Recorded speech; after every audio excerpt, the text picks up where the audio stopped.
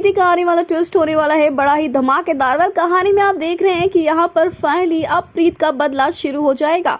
जी हाँ, प्रीत को फाइनली पता चलने वाला है कि उसकी असली माँ बाप कौन है और वो किस लिए एक बार फिर से अपने पापा से मिली है। दरअसल यहाँ पर प्रीत ही तो है जो कि अपने पापा की जान बताती है और उन्हें हॉस्पिटल लेकर जाती है, जहाँ अब राजीव बहुत ही खुश है ये जानकर कि चलो उसकी बेटी प्रीत तो जिंदा है ना।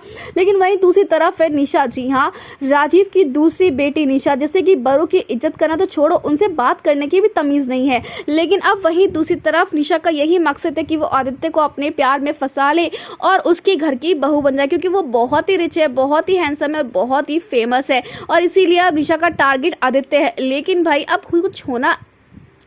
अब होने कुछ ऐसा वाला है कि यहाँ पर प्रीत की शादी आदित्य से होने वाली है। जी हाँ, यहाँ पर नीति जो है वो निशा का रिश्ता लेकर जाएगी, लेकिन यहाँ पर जो आदित्य की दादी होने वाली है ना, वो रिश्ता ठुकराने वाली है और यहाँ पर वो रिश्ता करवाने वाली है प्रीत के साथ, जहाँ पर अब प्रीत की तो मानो किस्मत ही बदल जाएगी। लेकिन प्रीत ही शादी करना नहीं चाहती होगी क्योंकि वो आदित्य से चिड़ी हुई है।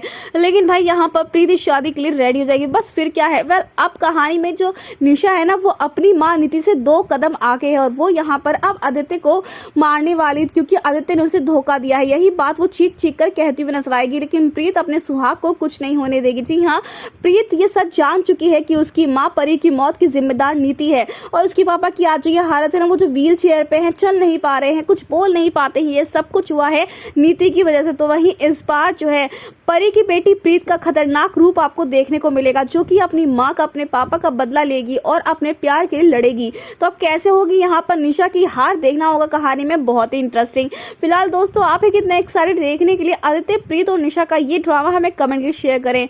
ऐसी टीवी की लेटेस्ट अपडेट के लिए चैनल को सब्सक्राइब कर लें।